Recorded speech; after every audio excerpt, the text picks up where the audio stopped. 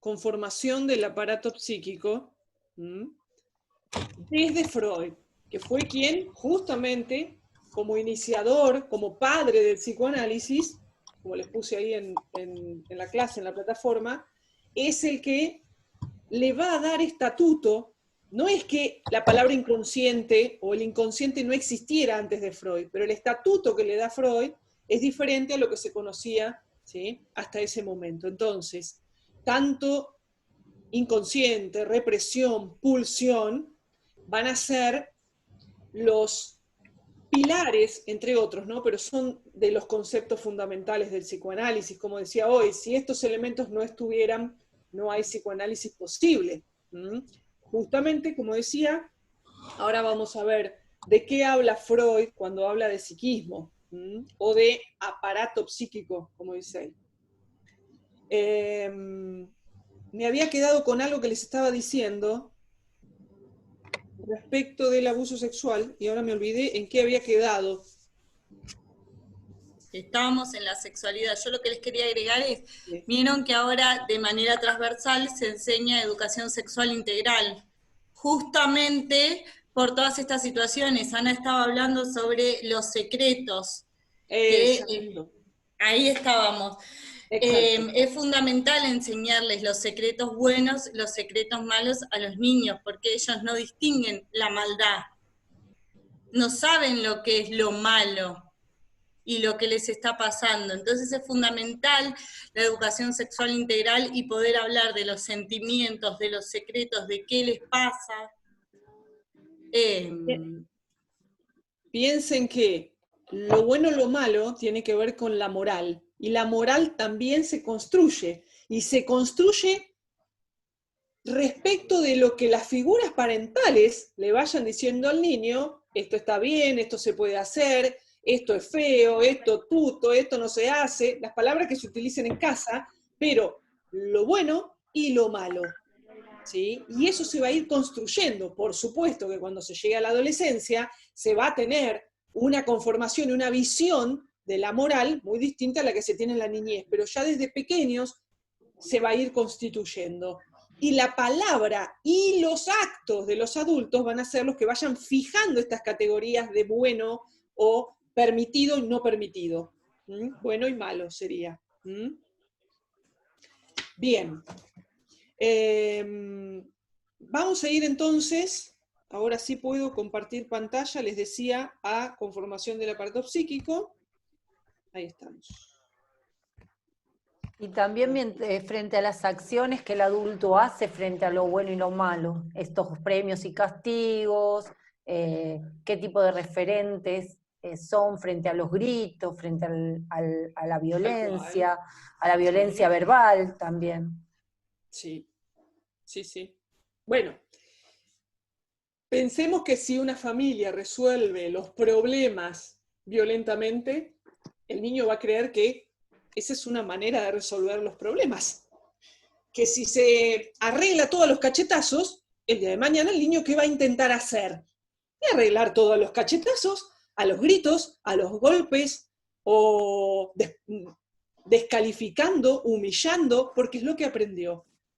Si las figuras parentales lo hacen, si mi papá y mi mamá lo hacen, y mi papá y mi mamá, por ende, fíjense que utiliza como una regla de 3 simple el niño, ¿no? Son mi papá y mi mamá. Si son mi papá y mi mamá me quieren, todo lo que hagan está bien, entonces lo que yo estoy haciendo está bien. Bueno, 1 más 1, 2. ¿Se entiende? Y pasa mucho también con los referentes con los hermanos mayores. Muchísimo También. frente a actitudes.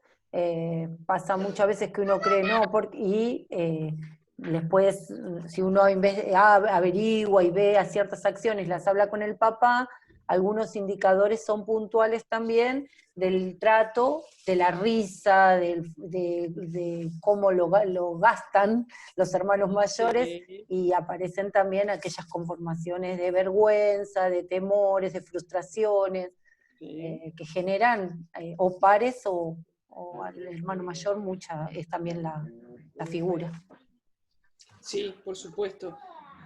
Los hermanos mayores muchas veces son los que ocupan el lugar de la figura parental. También. Entonces, por eso decía hoy podría ocurrir que un hermano mayor, estoy diciendo un hermano adolescente, esté abusando o maltratando a su hermano más pequeño. Por eso escuchar al niño, observarlo, Observar mucho. es fundamental. Es fundamental. ¿Qué dice, qué hace en el juego? ¿Sí? En el juego, en la clase, a uno enseguida algo que no condice con lo que se esperaría, le llama la atención. Yo siempre Pero uno recuerdo... tiene que seguir esa Recuerdo línea de... una situación de un nene que cada dibujo que hacía lo tachaba, cada dibujo que hacía lo tachaba, no, porque me sale mal, esto horrible. Y tenía, o sea, estaba para su edad el desarrollo del dibujo muy bien. Y bueno, empecé a observar y qué le decía al compañero que no lo mire y se tapaba porque le da vergüenza, y hablé con la mamá y nos pusimos a charlar y ahí descubrimos. Yo le tiré como un factor y la mamá dice, ay, me voy a fijar. Y me vino a hablarme y me dice, sí, ¿sabés que me di cuenta que en casa el hermano mayor siempre le decía, vos no sabés hacer nada, está todo mal, pero vos no, continuamente, cada cosa que hacía lo disminuía muchísimo y todas esas frustraciones después no quería trabajar. Tuvimos que trabajar conjuntamente con la familia un montón de cuestiones de valorizar cada línea, cada cosa que hacía, y hablar con el hermano mayor, y de ahí hubo un cambio tremendo en todas sus conductas y en su aprendizaje, ¿no?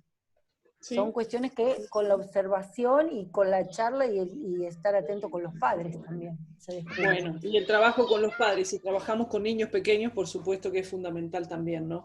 Porque vamos a ver reflejado en las conductas de los niños muchos discursos, sobre todo, que son de los padres, ¿no?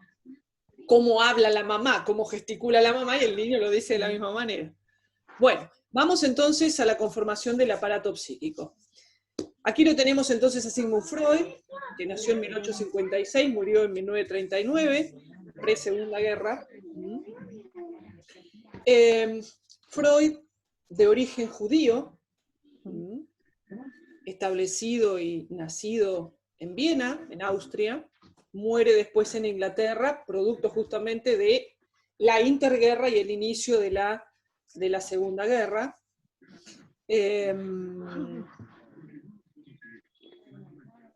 Podríamos decir que como todo judío, y esto es una cuestión que tiene que ver con el contexto cultural, social de los judíos, era un intelectual. Alguien está con el micrófono abierto y estoy escuchando al hijo, la tele y un montón de cosas atrás que me hace eco. Niños, yo escucho niños, no sé si... Bueno, decía que como todo judío tiene un conocimiento y una intelectualidad que en general los occidentales, podríamos decir, ¿no? O europeos en general, de los que conocemos como grandes pensadores, no los tienen. ¿Por qué? Porque los judíos tienen obligatoriamente dentro de su religión la lectura de la Sagrada Escritura, de la Torá para ellos. Esto, ¿sí?, les abre la cabeza en cuanto a la amplitud de conocimiento que pueden tener. Fíjense que los grandes pensadores, no por nada, los grandes pensadores, siglo XVIII, siglo XIX, siglo XX, son de origen judío.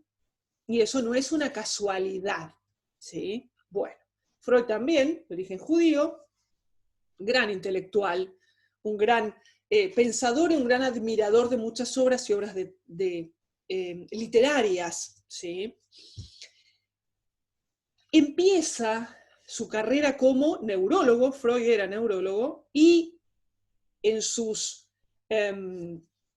residencias tienen para ver, si lo quieren ver en acción, digamos, a Freud, aunque es Viggo Mortensen, pero no importa, sería Freud, no sé, me han dicho que por Netflix y demás hay unas series que, bueno, no se las recomiendo ninguna de esas, pues seguro que no tiene nada que ver con lo que hacía Freud, pero sí la película, Un método peligroso, esa película sí la pueden mirar, si bien está más orientada a la vida de Carl Jung, lo traen a Freud. Un método peligroso. Esa pueden mirarla y ahí van a tener una idea del contexto en el que trabajaba Freud. Les decía, hace sus residencias, digamos, en la Salpêtrière, en el hospital de la Salpêtrière, de Nancy, la escuela de Nancy, esto en Francia, con Charcot, con Bernheim, bueno, y va descubriendo que muchas de las perturbaciones, llamadas en ese tiempo perturbaciones nerviosas de los pacientes, sobre todo mujeres, tenían que ver con los efectos de la represión, fíjense lo que estábamos hablando hoy, de la sexualidad, con lo que se llamaba en ese momento, o decían en los textos freudianos, los problemas de alcoba, de algunas insatisfacciones, pero él va a llevar esto después a la teorización. Y allí en la teoría va a decir entonces que las frustraciones que tenemos los humanos se van a compensar de alguna manera con la elección, esto es inconsciente por supuesto, de las neurosis, en el caso de los normales podríamos decir, que es una manera de, como él decía, lo mejor que puede hacer un neurótico es un síntoma con la frustración y con lo que no puede hacer y realizar de lo que quisiera, ¿sí? Observa también en estos pacientes que esas problemáticas nerviosas, que después le darán el nombre de histeria, en ese momento, fíjense otra cuestión también, cada autor es hijo de su tiempo. Freud cuando escribe la histeria, escribe en la época victoriana, donde efectivamente la mujer usaba esos vestidos, ¿no?, cerraditos, con ese cuello alto, bien como la reina Victoria, justamente por eso es victoriano, ¿sí?, y las faldas largas hasta el piso, donde se mostraban el tobillo y córtenle la cabeza prácticamente. Había un halo social, cultural de represión, pero sobre todo esa represión dirigida hacia las mujeres, no tanto hacia el hombre, bueno, como ocurre hasta la actualidad, ¿sí? Entonces estas mujeres en sus hogares, sin satisfacciones generales en su vida, porque era estar sentadas, ¿no?, ni siquiera con la crianza de sus hijos, esto ya lo vimos, ¿se acuerdan?, es empezar a pensar qué está pasando con estos sujetos y con estas mujeres. Esto nervioso, ¿tiene algo que ver con los nervios? Decía él, con los nervios como, acuérdense que era neurólogo, con los nervios digo materiales, nervios, ¿sí?, neuronas, nervios. Dice, no, en realidad esto no tiene que ver con algo físico, tiene que ver con algo psíquico, ¿sí?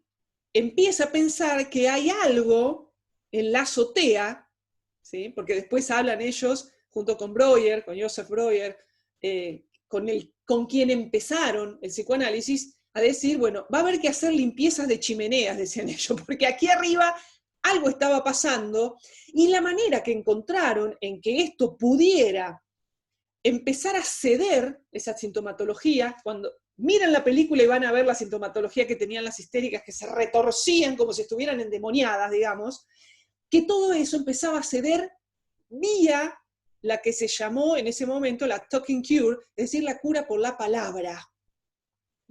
La abreacción, dicen ellos, de las emociones, de los sentimientos. Entonces, al darle lugar a poder contar, a poder hablar, los síntomas cedían. Estoy hablando en términos generales de esa creación del psicoanálisis, pero hay algo importante que va a crear él, que es justamente eso que nos impele a actuar, este aparato psíquico. ¿Por qué se llama aparato? Y esto lo vimos cuando estuvimos viendo, ahí vamos, cuando estuvimos viendo, ¿se acuerdan? Simplicidad y complejidad. Las primeras clases, bueno, aparato porque en esta época, fines del siglo XIX, estaba en auge, ¿sí?, la mecánica, la física mecánica, la mecánica como la manera de entender el mundo, el funcionamiento del mundo era mecánico. De allí que hable de aparato, y en el cuerpo también, los aparatos del cuerpo. Fíjense que hoy hablamos de sistemas dentro del cuerpo, ¿sí? Él va a pensar entonces, ahora van a ver después la imagen, justamente como en una cajita, como en algo, piensa ese psiquismo como algo bastante estructurado, bastante rígido, ¿sí? Pero sí, cuando piensa en este llamado aparato psíquico, no lo piensa con un anclaje anatómico. ¿Qué quiere decir esto? Que no es que se encuentre en una parte. Yo no puedo decir, bueno, la parte frontal es la conciencia, la parte occipital es el inconsciente, por ejemplo, si lo ubicamos en la cabeza, no tiene anclaje anatómico. Porque si no, y aquí aparece algo que muchas veces se pregunta y es, ¿existe el subconsciente? No. Para el psicoanálisis no. Ese es un término que utiliza Jung, pero en realidad Jung es un disidente del psicoanálisis, ¿sí? Del psicoanálisis freudiano.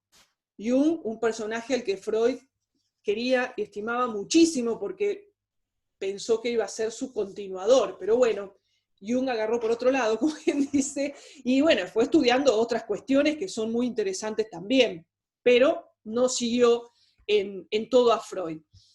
Entonces, si hablamos de psicoanálisis, no existe el subconsciente. Y esa idea a Freud no le gustaba porque sub da la idea de algo menor o que está por debajo. Por eso lo llama inconsciente, tomando un término que ya existía, pero dándole esta nueva dimensión, podríamos decir.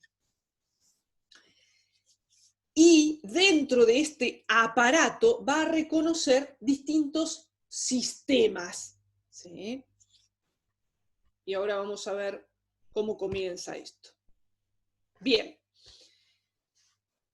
Cuando hablamos de este aparato psíquico, hablamos de las tópicas. Nosotros vamos a encontrar, hablando de psiquismo, nos vamos a encontrar con dos tópicas. La llamada primera tópica, hacia 1900, la postuló Freud, y la llamada segunda tópica hacia 1923. Digamos que el trayecto que va de 1900 a 1923 aproximadamente es el que corresponde a esta primera tópica, ¿sí?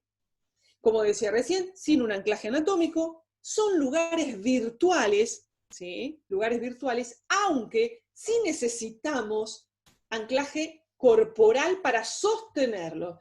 Freud decía, el yo ante todo es un yo corporal. ¿Sí? ¿Necesitamos el cuerpo para sostener al psiquismo? Sí, por supuesto. ¿Sí? Bien.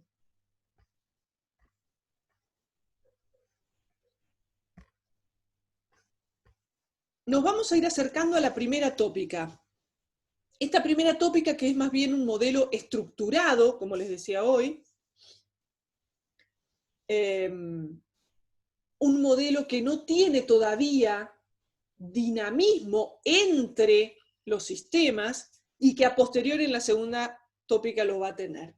Esta es la primera aproximación con este grafiquito de lo que va a ser, como les decía, la primera tópica. Esto lo plantea Freud, ahí lo dice en la carta 52, la llamada carta 52, que es de 1896, los inicios, digamos, de Freud en esta escritura, a un amigo suyo, que era el doctor Fliess.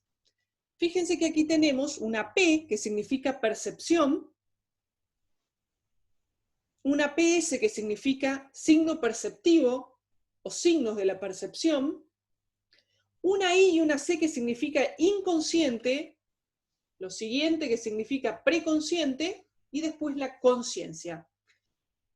Esas X que están ahí va a tener que ver con las inscripciones que se vayan dando en cada uno de ellos. Fíjense que hay un 1, un 2 en números romanos, pero un 1, un 2, un 3. Eso quiere decir que allí hay efectivamente inscripciones, registros. En la P y en COC, que es percepción y conciencia, no va a haber ningún tipo de registro porque son perceptivos. Y a ese gráfico que ustedes tienen allí, solo en 2 dimensiones, lo vamos a entender así. ¿Ven? Acá, en esta puntita, tenemos la P y acá tenemos conciencia. Porque esto tiene dinamismo, ¿sí? Estos dos cumplen la misma función. La P, como decía recién, es perceptiva y la conciencia también es perceptiva. Freud decía que son como antenitas tentaleantes que toman muestra del mundo y se retraen para llevar información a estos otros que van a tener que ver con registrarla y en realidad con la memoria. Lo que sucede es que como Freud le va a dar lugar al inconsciente como gran categoría, esa memoria va a ser memoria inconsciente y por lo tanto llamada por él reminiscencias, ¿sí? También huellas mnémicas, con M, mnémicas. Con esta carta al doctor Fliess, él está intentando explicar que él se ha dado cuenta que no existe una sola memoria, que evidentemente tenemos distintos tipos de registros, pero además que el material que ingresa, ¿sí?, a través de nuestros sentidos, es transcripto. Es como si fuera pasando de un nivel a otro ese material, ¿sí? Es así que empieza a pensar que existe un aparato psíquico, ¿sí? Aquí tienen el esquema original, el de arriba, que es un manuscrito, es el de Freud, el de abajo, que está en alemán, y el que acabamos de ver, ¿sí? Todo lo que se encuentra en el segundo registro, que es el del inconsciente, Freud en este momento va a decir que no tiene posibilidad de acceso a la conciencia.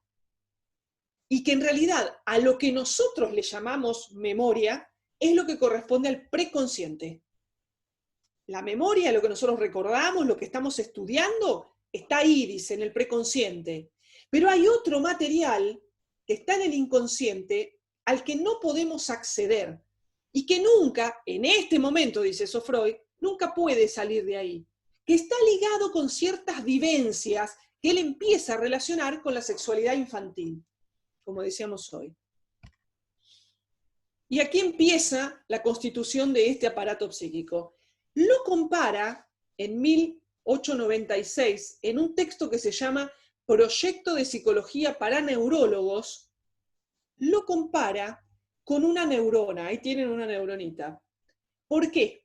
Porque él quiere llegar a la población médica, ¿no?, a los científicos. Como él era neurólogo, dice, voy a empezar a introducir el psicoanálisis con términos y teorizaciones que les sean conocidas a las figuras médicas. Entonces, dice, si nosotros tenemos una neurona, la neurona tiene dendritas, que son estas que están allí, a ver, si hago así ustedes ven, ¿no? La flechita, todas estas son dendritas, captan la información, esa información pasa aquí a un núcleo, y de allí recorre, ¿sí?, todo esto que se llama axón, y llega hasta acá, el filum terminal, que sería como la cola de caballo, y aquí tenemos la liberación de esa información. Aquí pegadito hay otra neurona y otra neurona y otra, y así tenemos las cadenas neuronales, donde se va recorriendo y llevando información de una neurona a la otra. Bueno, dice, el incipiente aparato psíquico funciona de la misma manera, y lo tenemos aquí abajo. Aquí tenemos esto, ¿sí? De este lado tenemos el llamado polo perceptivo, de este lado el llamado polo motor, o de la motilidad, ¿sí? Es decir, descargan el cuerpo. Ingresan los estímulos, ¿sí?, los llamados aquí montos de excitación, producto de alguna necesidad alimenticia, gástrica, ¿sí? Desde el exterior, desde el interior del cuerpo hay una estimulación. Aquí estamos hablando de un, vuelvo a insistir, incipiente aparato psíquico. Podríamos pensarlo en un bebé recién nacido. Entra la estimulación, pasa por aquí, tiene un carácter progrediente y se dirige hacia el polo de la motilidad. ¿Qué ocurre ahí? Hay una acción específica, dice. ¿Cuál es la acción específica? Imaginemos un bebé, siente hambre, ¿sí? Estímulo, siente hambre. ¿Qué hace? Llora para que le den de comer. Llora, grita, patalea, exactamente. A eso le llamamos motilidad. Hay una descarga. Esa descarga, causalidad, ¿sí? No casualidad, causalidad, es para llamar a un otro que venga justamente a satisfacer su necesidad, ¿sí? Fíjense que actúa de la misma manera, recorre, ya no es un impulso, digamos, nervioso como aquí el de la neurona, pero sí es un impulso, dice, químico y eléctrico, donde aquí en el medio, ustedes ven cuando yo hago así, ¿no? Con el cursor. Sí, profe. Ah, perfecto. Bien, entonces, aquí no queda nada. ¿Sí? Todavía el niño no tiene posibilidades de registrar nada. Bebé, pequeñito, recién nacido, una semanita de nacido, ¿sí? Unos días, estímulo, necesidad, hay una tensión que se eleva y el niño grita. Acá todavía no hay nada.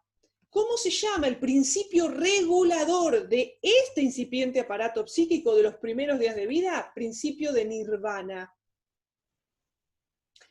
Freud dice, es tanto lo que entra, tanto lo que sale. ¿Sí?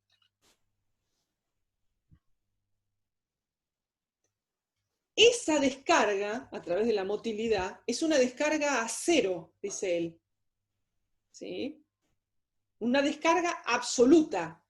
No hay todavía, acuérdense, todo lo que estoy diciendo, piénsenlo con lo que vimos hoy de Bleichmar y la semana anterior. Todavía no hay elementos para ligar algo, es decir, registrarlo.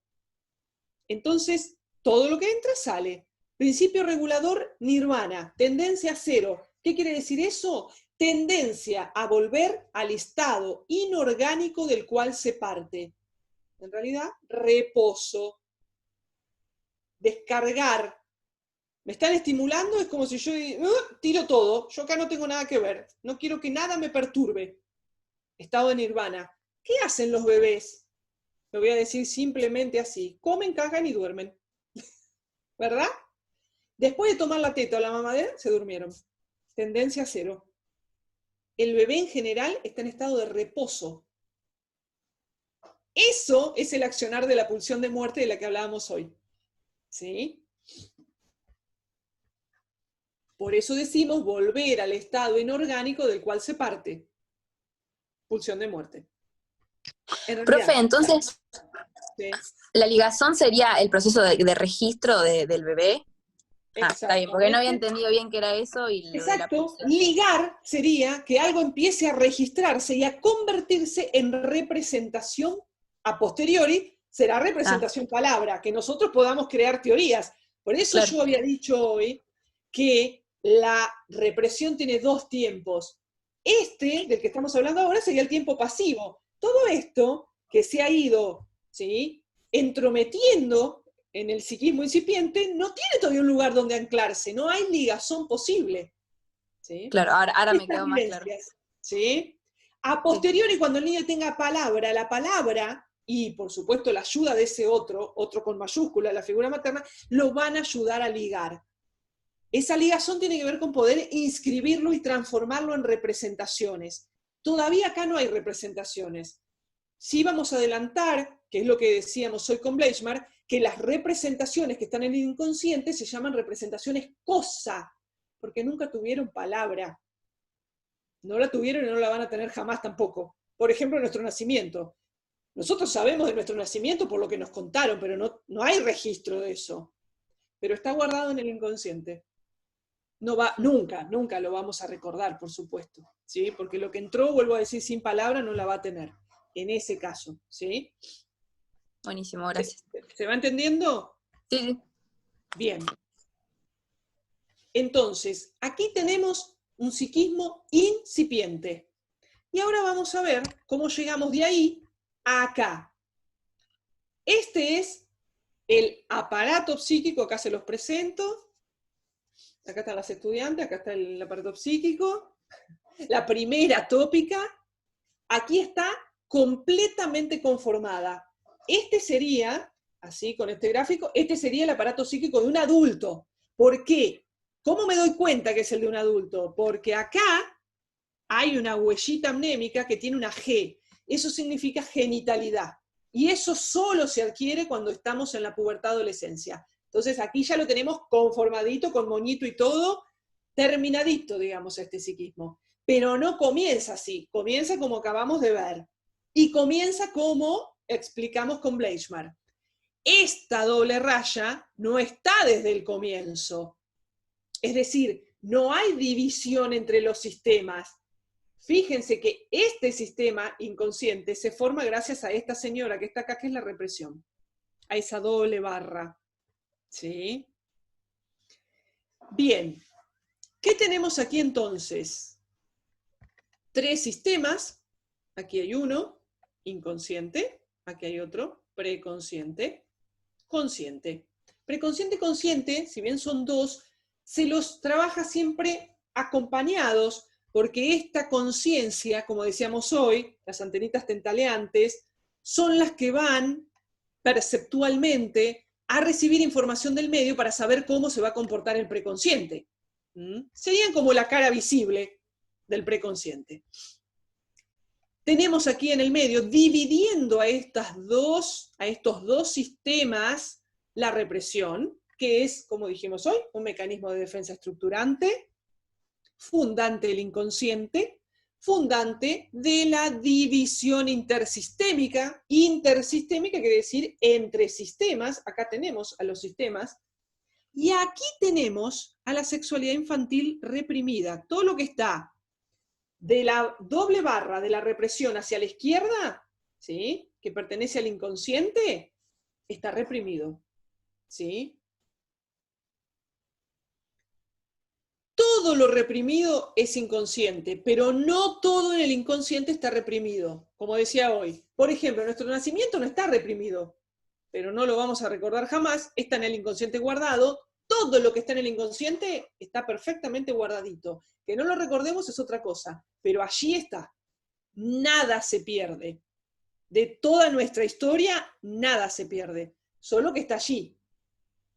Y no lo vamos a poder saber todo. Bien, esto que tenemos aquí serían como los hitos de la sexualidad infantil. ¿Qué es OAF? No son mis iniciales, por supuesto, aunque algunas coinciden, sino que son las fases de la libido. Las fases de la libido serían como la materialización de la pulsión sexual. Fase, ¿sí?, que coincide con las zonas erógenas también. Fase oral, fase anal, fase fálica. Fase oral. ¿Por qué le llamamos oral? Porque corresponde a la boca. ¿Por dónde ingresa el mundo para un bebé? Por la boca. Porque el niño lo único que hace es el pezón, la tetina, ¿sí?, toma la leche, entonces todo está concentrado aquí, en la zona oral, que es la boca, las comisuras, las mejillas, la lengua, ¿sí? Ana, sí, perdón, quedan 2 minutos. Bien. ¿Volvemos a ingresar con el mismo link? Así terminamos. Sí, si pueden, volvemos a entrar, sí, así podemos terminar. Así terminamos, dale. Perfecto. Bien. Decía entonces, fase oral, ¿sí? Fíjense que son progredientes las fases y van conforme a la organización, ¿sí?, de un niño, de un bebé, del desarrollo. Lo primero es la boca. El mundo ingresa por la boca. El lugar de mayor sensibilidad es la boca. El bebé para sobrevivir tiene que tomar la teta. ¿Sí? De la boca, ¿a dónde se pasa? Empezamos adelante, nos vamos para atrás. El ano, la zona anal. ¿Por qué? Porque el niño ya, después de haber estado en brazos, tomó la teta, va a empezar con otros tres hitos evolutivos que hoy los mencioné: el lenguaje, la marcha, ¿sí?, y si se puede erguir sobre sus pies, seguramente el control de esfínteres, porque es control de músculos. Primero el esfínter anal. ¿Por qué? Porque ahí hay materia fecal. La materia fecal es sólida. es mucho más fácil controlar primero lo sólido que lo líquido. Segundo, control de esfínter vesical. Nos vamos entonces a una zona que cuando el niño descubre, ¡oh! Yo hago caca, y además puedo controlar cuando hago caca. ¿Y esto qué placentero que es? Cuando sale la caca, no sale, y a veces el niño juega con esto de, retiene, no, va, no, y uno anda corriendo por atrás con la pelela para ver si en qué momento va a cagar. Esto genera, todo esto de las zonas, por eso son erógenas, ¿sí? Son zonas de placer, es placentero esto que ocurre. Todo esto es, vuelvo a decir, sexualidad infantil. A posteriori de la zona anal, llegamos a la zona fálica. Y aquí nos detenemos en los genitales. Pene y no vagina, porque todavía no existe aquí. A ver, existe físicamente.